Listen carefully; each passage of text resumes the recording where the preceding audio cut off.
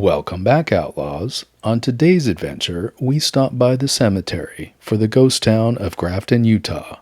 We pay our respects and learn a little bit about the history of the people that rest here.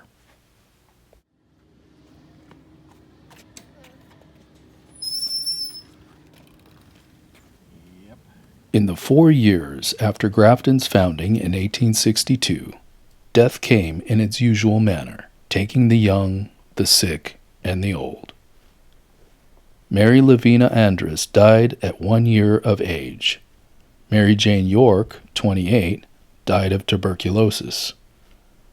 Byron Lee Bybee, 65, died of poor health. And there were accidents. Joseph C. Field, 9 years old, was dragged to death by a horse.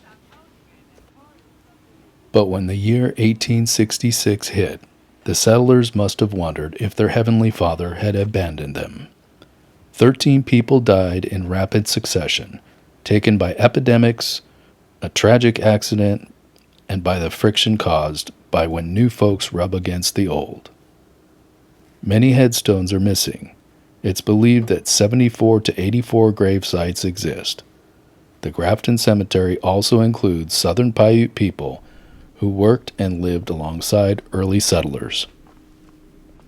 Some people have reported experiencing an uneasy feeling when visiting this cemetery. The Berry headstone that you see here reminds us of a time when there wasn't enough to go around. When the Utah Territory was settled, the Upper Virgin River was already inhabited by native Southern Paiute people.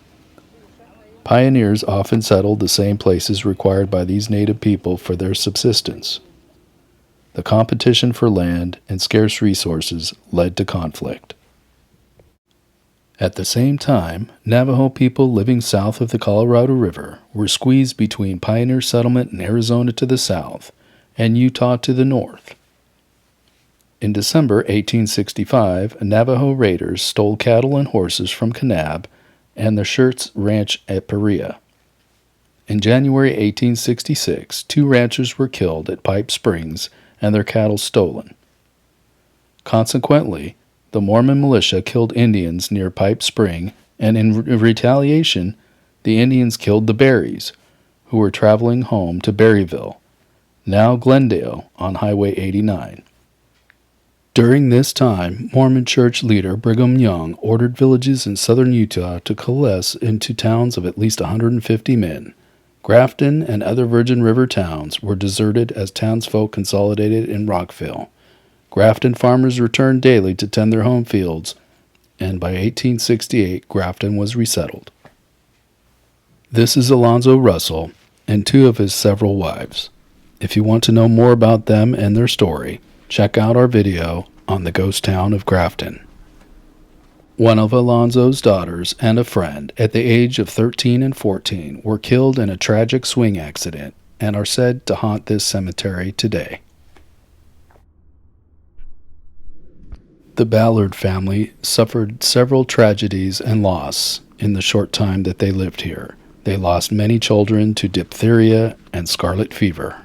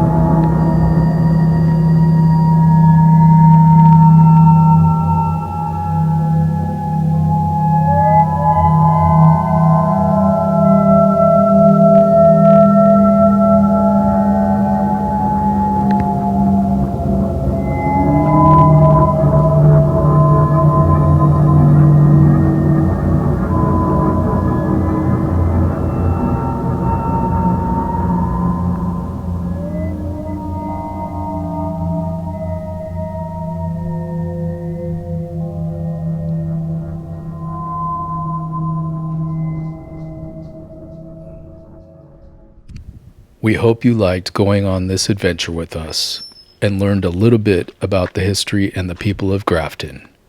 And once again, thanks for watching.